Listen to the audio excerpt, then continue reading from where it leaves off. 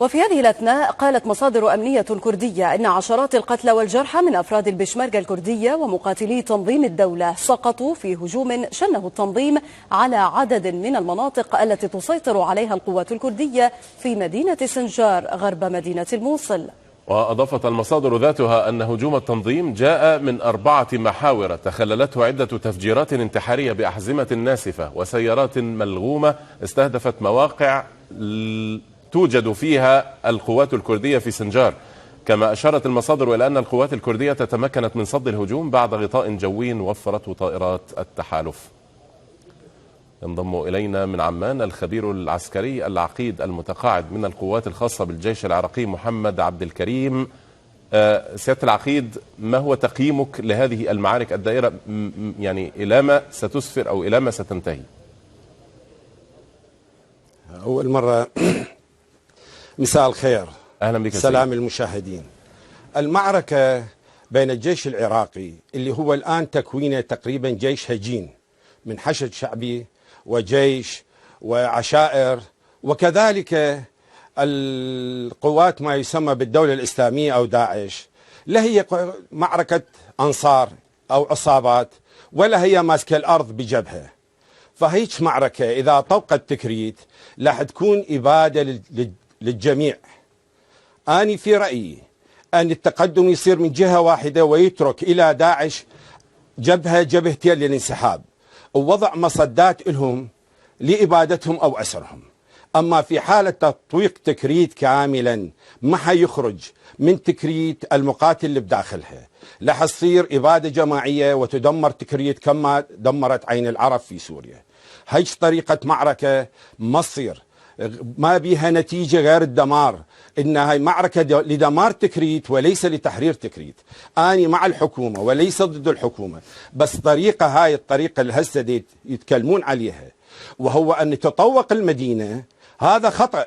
دائما يجب أن يكون للعدو منفذ حتى ينطيني ظهره وأني أركض معه، أركض العفو بعده، ومن أركض بعده أخلي له مصدات بالطريق بمناطق الممكن أن يعبر من عندها، وبذيك المناطق أما أسرى أما أبيده. أما قتال داخل المدن يذكرنا بقتال المحمرة اللي هي مدينة أصغر من تكريت. لكن في نهاية المطاف ما نعرف من سير المعارك في هذه المناطق ربما له تأثير مباشر على الجهود الرامية لاستعادة الموصل من أيدي تنظيم الدولة الإسلامية. أستاذ الموصل راح يكون بها قتال يختلف، أما تكريت فهي ما تساوي ربع الموصل. كل الجبهات اللي تحيطها أرض متموجة بسيطة سهلة لكل أنواع الآليات أن تتقدم من عندها. أنا أجي أطوقها كامل، هذا طريقة خطأ. ثانيا الجيش دا يتقدم حج شعبي وجيش وعشائر وبيشمرقة، هيك قطعات شلون غير متجانسة، شلون لحقات بيها، مواصلاتها شلون راح تكون. هاي فالطريقة يعني أنا كضابط مهني ما أقود هيك قطعات، أما أقود جيش، أما أقود عشائر، أما أي طريقة أخرى أجي أن أتصرف بيها لأجل أنطي أقل خسائر من قطعاتي وأقل خسائر للمدينة اللي ححررها. أنا ما رايح أدمر مدينة، رايح أحرر مدينة. الغاية أن أحررها المدينة بأقل الخسائر. الحقائق تشير إلى أن قوات الجيش مدعومة بميليشيات تصفها وكالات الأنباء صراحة بأنها ميليشيات شيعية تسعى إلى ما تقول إنه تحرير مناطق ذات أغلبية سنية أو يسكنها السنة من قبضة تنظيم الدولة الإسلامية. ما الأثر الذي يمكن أن تتركه هذه الحقائق على سير المعارك على الأرض، ولا سيما فيما يتعلق بالحاضنة الشعبية لتنظيم الدولة؟ سيدي هو تنظيم الدولة نفسه هو. أنت على الهواء، تفضل. أنا أسمعك، تفضل. أنا ما سمعت كل السؤال، بس هو إذا تقول سنية وشيعية فهو تنظيم الدولة هم سني. يعني إحنا هاي لا نبقى نفكر بهاي النقطة. أنا داحشي عسكري مهني لا إلي علاقة بالطائفية ولا بالسياسة. المدينة دا أريد أحررها، من الغاية من تحريرها أن أخليها مدينة قائمة بمنشآتها والبنية التحتية مالتها. أجي أحررها، مو أجي أدمرها.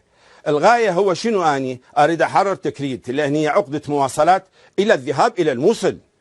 لاحظ شلون تكون اللي داري مال القطعات تتقدم الى الموصل ينطلق من تكريت، لان تكريت مدينه استراتيجيه ومهمه. اما اذا راح تقول لي ناحيه العلم وناحيه الكذا وكذا وكذا، ذني اهداف ممكن ان بالتقدم ان نتخطاها. اهم شيء هسه المدينه يجب ان احررها واحتفظ بكيانها كامل.